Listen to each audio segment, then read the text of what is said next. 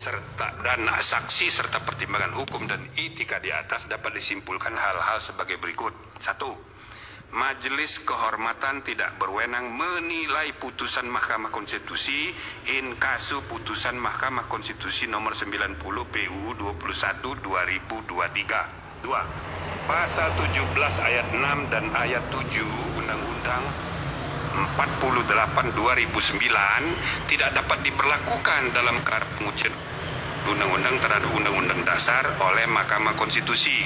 3. Dalil yang memadankan putusan DKPP terkait dengan keputusan KPU dengan putusan Majelis Kehormatan Mahkamah Konstitusi terkait putusan perkara pengujian undang-undang tidak tepat.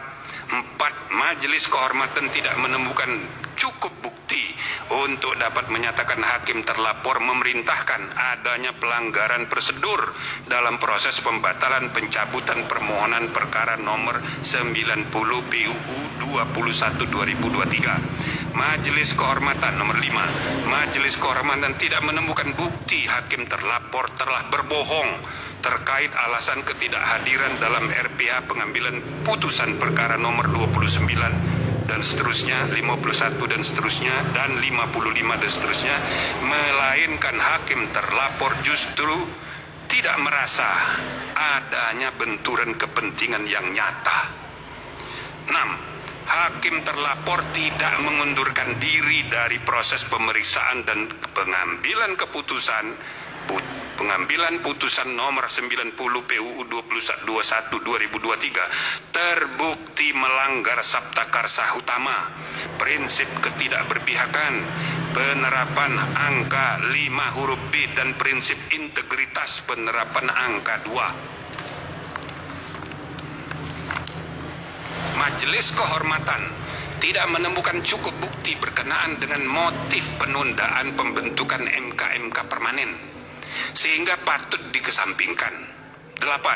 Hakim terlapor sebagai Ketua Mahkamah Konstitusi terbukti tidak menjalankan fungsi kepemimpinan judicial leadership secara optimal, sehingga melanggar Sabta Karsa Utama, prinsip kecakapan dan kesetaraan, penerapan angka 5. 9. Hakim terlapor terbukti dengan sengaja membuka ruang intervensi pihak luar dalam proses pengambilan keputusan nomor 90 PU 21 2023 sehingga melanggar Sabta Karsa Utama, prinsip independensi, penerapan angka 1, 2, dan 3. 10. Ceramah hakim terlapor mengenai kepemimpinan usia muda di Universitas Islam Sultan Agung Semarang berkaitan erat dengan substansi perkara menyangkut syarat usia capres dan cawapres sehingga terbukti melanggar Sabta Karsa Utama, prinsip ketidakberpihakan, penerapan angka 4. 11. Hakim terlapor dan seluruh hakim konstitusi terbukti tidak dapat menjaga keterangan atau informasi rahasia dalam rapat permusyawaratan hakim yang bersifat tertutup sehingga melanggar prinsip kepantasan dan kesopanan, penerapan angka 9. 12. Permintaan pelapor BEM Unusia agar tidak mengikut sertakan hakim terlapor dalam pemeriksaan perkara nomor 141 PU 21 2023 dapat dibenarkan. Itu perkaranya sudah diregistrasi, maka akan disidang dan permintaan BEM Unusia dapat dibenarkan.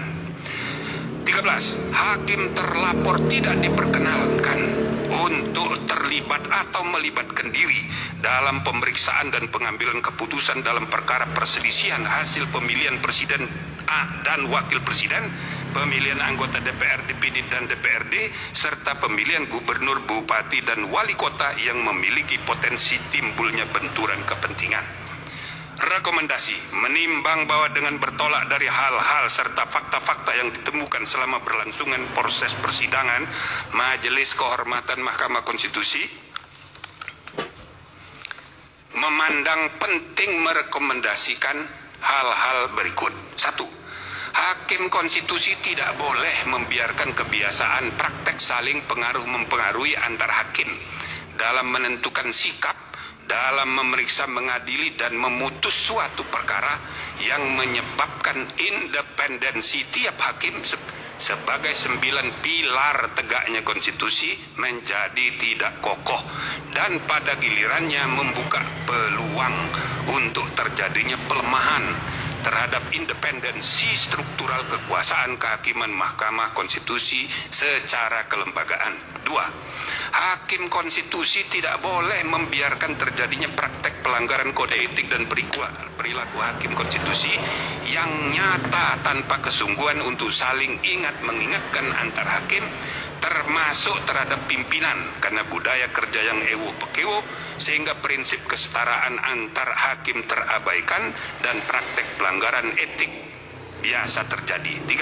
Hakim konstitusi harus menjaga iklim intelektual yang syarat dengan ide-ide dan prinsip-prinsip pencarian kebenaran dan konstitusional yang hidup berdasarkan nurani yang bersih dan akal sehat yang tulus untuk kepentingan bangsa dan negara, yang tercermin dalam penulisan pendapat hukum dan dalam permusyawaratan dan perdebatan substantif di antara para hakim untuk menemukan kebenaran dan keadilan konstitusional yang hidup itu sebagaimana mestinya. 4. Hakim konstitusi secara sendiri-sendiri dan bersama-sama harus memiliki tanggung jawab hukum dan moral untuk menjaga agar informasi yang dibahas dalam rapat permusyawaratan hakim tidak bocor keluar. 5. Majelis Kehormatan merekomendasikan agar diadakan revisi Peraturan Mahkamah Konstitusi nomor 1 tahun 2003 tentang Majelis Kehormatan Mahkamah Konstitusi, terutama dengan meniadakan mekanisme Majelis Kehormatan Banding, atau bila mana dinilai sangat diperlukan maka sebaiknya diatur dalam undang-undang, bukan diatur sendiri oleh Mahkamah Konstitusi.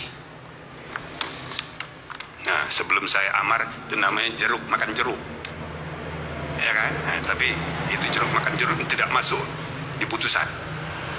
Nah, yang terakhir, amar putusan. Mengingat Undang-Undang Nomor 24 Tahun 2003 tentang Mahkamah Konstitusi yang telah diubah terakhir dengan Undang-Undang Nomor 7 Tahun 2020 tentang perubahan ketiga atas Undang-Undang Nomor 24 Tahun 2003 tentang Mahkamah Konstitusi dan Peraturan Mahkamah Konstitusi Nomor 1 Tahun 2023 tentang Majelis Kehormatan Mahkamah Konstitusi menyatakan hakim terlapor terbukti melakukan pelanggaran berat terhadap kode etik dan perilaku hakim konstitusi sebagaimana tertuang dalam Sabta Karsa Utama, prinsip ketidakberpihakan, prinsip integritas, prinsip kecakapan dan kesetaraan, prinsip independensi, dan prinsip kepantasan dan kesopanan. 2. Menjatuhkan sanksi pemberhentian dari jabatan Ketua Mahkamah Konstitusi kepada hakim terlapor. 3. Memerintahkan Wakil Ketua Mahkamah Konstitusi untuk dalam waktu 2 kali 24 jam sejak putusan ini selesai diucapkan memimpin penyelenggaraan pemilihan pimpinan yang baru sesuai dengan peraturan perundang-undangan. 4.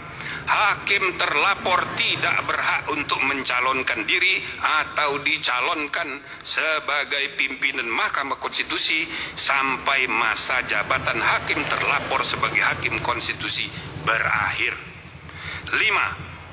Hakim terlapor tidak diperkenankan terlibat atau melibatkan diri dalam pemeriksaan dan pengambilan keputusan dalam perkara perselisihan hasil pemilihan presiden dan wakil presiden, pemilian anggota DPR, DPD dan DPRD, serta pemilihan gubernur, bupati dan wali kota yang memiliki potensi timbulnya benturan kepentingan.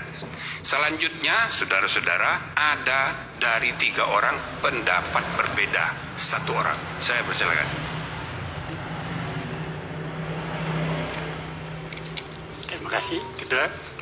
Terhadap putusan sanksi oleh Majelis Kehormatan terhadap hakim terlapor, saya mengajukan dissenting opinion. Sebenarnya disebutkan di atas. Dasar saya memberikan pendapat berbeda yang yaitu pemberhentian tidak dengan hormat kepada hakim terlapor sebagai hakim konstitusi Inkaso Anwar Usman karena hakim terlapor terbukti melakukan pelanggaran berat seperti disebutkan tadi. Sanksi terhadap pelanggaran berat hanya pemberhentian tidak dengan hormat dan tidak ada sanksi lain sebagaimana diatur dalam pasal 41C dan pasal 47 Peraturan Mahkamah Konstitusi Nomor 1 Tahun 2003 tentang Majelis Kehormatan Mahkamah Konstitusi. Satu hal yang menggembirakan saya ialah bahwa dalam rapat-rapat Majelis Kehormatan yang membahas laporan mengenai dugaan pelanggaran hakim konstitusi terlapor dan fakta-fakta yang terungkap dalam sidang dan rapat pembelaan hakim terlapor, keterangan saksi termasuk hakim konstitusi lainnya yang didengar keterangannya, pendapat kami bertiga sama semua dan terjadi diskusi yang sangat substansif, namun saling menghormati dimaringi dengan saling senyum, selalu senyum. Namun dalam membuat kesimpulan dan penentuan sanksi terhadap hakim terlapor Anwar Usman, kami berbeda. Dengan saya harus memberikan dissenting opinion. Menurut saya mungkin karena latar belakang saya sebagai akademis hukum, memang sepanjang karir saya yang terus berpotensi sebagai akademisi, yaitu dosen saya, dosen di Universitas Indonesia selama 35 tahun. 71 sampai tahun 1971 sampai 2006 dan di Universitas Pelita Harapan dari 2003 hingga sekarang, artinya 20 tahun. Sebagai dosen saya juga mengabdikan ilmu saya sebagai anggota Dewan Etik Hakim Konstitusi 2018 sampai 2020. Tetap diangkat berdasarkan kriteria akademik saya. Sehingga jiwa dan pikiran saya utuh adalah sifat keilmuan. Cara saya berpikir dan berpendapat selalu konsisten sebagai seorang ilmuwan atau akademisi. Karena itu dalam memandang dan menilai sesuatu masalah, peristiwa, keadaan, gejala yang ada, selalu apa adanya. Just the way you are. Just the way it is. Itulah sebabnya dalam pembelaan memberi putusan pada pelanggaran kode etik ini dari perilaku hakim konstitusi aku, saya memberikan putusan sesuai aturan yang berlaku. Dan tingkat pelanggaran kode etik yang terjadi dan terbukti, yaitu sanksi bagi hakim terlapor berupa pemberhentian tidak dengan hormat sebagai hakim konstitusi, sebagai hakim. Saya gembira bahwa dalam membuat putusan ini kami bertiga bersikap saling memahami dan dalam suasana batin bersenyum yang diakhiri dengan bersalaman dan bergembira. Semoga Tuhan Yang Maha Esa memberkati kita semua.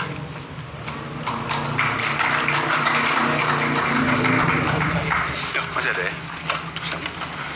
Baik. Demikian diputus dalam rapat Majelis Kehormatan oleh 3 anggota Majelis Kehormatan, yaitu Jimli Asidiki sebagai Ketua Merangkap Anggota, Wahiduddin Adam sebagai Sekretaris Merangkap Anggota, dan Bintan R. Saragi sebagai anggota pada hari Jumat tanggal 3 bulan November tahun 2023 dan pada hari Senin tanggal 6 bulan November tahun 2023 dan diucapkan dalam sidang pleno Majelis Kehormatan Mahkamah Konstitusi terbuka untuk umum pada hari Selasa tanggal 7 bulan November tahun 2023 selesai diucapkan pukul 18.21 waktu Indonesia Barat oleh 3 orang Majelis Kehormatan Mahkamah Konstitusi, yaitu Jimli Asidiki sebagai Ketua Merangkap Anggota, Wahiduddin Adam sebagai Sekretaris Merangkap Anggota, dan Bintan R. Saragi sebagai anggota. Demikian ditandatangani. Nah, begitu saudara-saudara sekalian, terlepas dari adanya dissenting opinion, putusan yang berlaku mulai hari ini adalah yang tadi dibacakan. Ya, tapi dengan adanya dissenting opinion menggambarkan bahwa kami membuat keputusan dengan perdebatan, dan itu sehat, dengan akal sehat, gitu ya. Jadi yang tidak sepakat akhirnya ya silakan diumumkan melalui dissenting opinion, supaya saudara mengetahui dissenting opinion di Indonesia dimulai di pengadilan ya niaga, tapi pengadilan niaga itu tidak begitu terkenal, hanya di kalangan pengusaha. Begitu dipraktekkan di MK mulai 2023, jadi terkenal. Maka sekarang sudah menjadi kebiasaan bahwa pengadilan itu harus ya kan memperdebatkan akal sehat, dan kalau tidak sepakat diumumkan kepada publik sebagai wujud pertanggungjawaban publik. Nah, jadi saya rasa ini satu ya. Yang kedua, tadi saya kemukakan yang berlaku adalah yang diputuskan. Kami tadi sudah dijelaskan sama pendapatnya ini. Cuma kalau sanksinya adalah sebagaimana ditentukan dalam PMK, pemberhentian tidak hormat dari anggota, maka itu diharuskan diberi kesempatan untuk majelis banding. Yang majelis banding dibentuk berdasarkan PMK itu, ya kan? Nah, membuat putusan majelis kehormatan tidak pasti, sedangkan kita sedang menghadapi ya proses persiapan pemilihan umum yang sudah dekat. Kita memerlukan kepastian yang adil, gitu loh, untuk tidak menimbulkan masalah-masalah yang berakibat pada proses pemilu yang tidak damai, proses pemilu yang tidak terpercaya. Nah, untuk itulah kami memutuskan berhenti dari ketua, sehingga ketentuan mengenai majelis banding tidak berlaku. Karena dia tidak berlaku, maka putusan MK yang dibacakan hari ini mulai berlaku hari ini, dan dalam 2 kali 24 jam harus sudah diadakan pemilihan. Gitu ya. Udah ada, gak usah keras-keras, tepuk tangannya dalam hati aja. Nah, jadi saudara-saudara sekalian, inilah putusan ya, mudah-mudahan ya dilaksanakan, dihormati sebagaimana mestinya, dan tidak ada alasan untuk tidak menghormatinya, karena ini majelis kehormatan yang dibentuk secara resmi berdasarkan undang-undang yang implementasinya diatur dalam PMK. Namun sebagaimana tadi kami sudah bacakan, salah satu rekomendasi terakhir yang kita sarankan kepada MK ke depan, sebaiknya PMK-nya diperbaiki. Tidak usah ada banding-banding segala itu. Kalau memang diperlukan, ya diatur di undang-undang supaya tidak jeruk makan jeruk. Prinsipnya jeruk tidak boleh makan jeruk. Gitu. Jadi itu saudara-saudara sekalian, mudah-mudahan sudah cukup. Ya, terakhir kami berharap mudah-mudahan ya bisa diterima dan bisa memberi kepastian bahwa aturan main sudah selesai dengan putusan MK, dan kemudian dilaksanakan bagaimana mestinya oleh penyelenggara pemilu. Meskipun kenapa kami sebut secara khusus permohonan dari BEM, bukan BEM ya, mahasiswa Fakultas Hukum Universitas Unsyah, yang mengajukan permohonan judicial review PUU yang sudah diregistrasi nomor 141, dia menguji undang-undang yang sudah mengalami perubahan karena putusan MK, dan itu boleh diuji. Dan pemohon itu sudah menguji dan sudah diregistrasi, nomornya 141 gitu. Jadi sesudah diregistrasi harus disidang. Dan ya, pada saat disidang nanti para pemohon boleh menggunakan ketentuan pasal 17 ayat 1 Undang-Undang Pokok Kekuasaan Kehakiman 48 tahun 2009, hak ingkar. Nah, hak ingkar terkait dengan putusan MK ini, di mana hakim terlapor yang sudah diberi sanksi tidak boleh mengikuti penanganan perkara itu. Berarti hakimnya cuma 4, maka ada peluang untuk terjadinya perubahan, tapi bukan oleh MK, melainkan oleh MK sendiri, supaya orang tidak menganggap MK itu Mahkamah Konstitusinya MK. Nah, jadi di atas MK, itu tidak benar juga.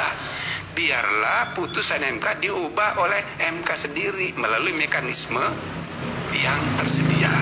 Jadi itu saya, makanya kita memberi apresiasi kepada mahasiswa ini, ya kan? Ini jadi mudah-mudahan para lawyer ini pada tersinggung semua ini dengan inisiatif mahasiswa ini, kreatif ya, dan itu boleh.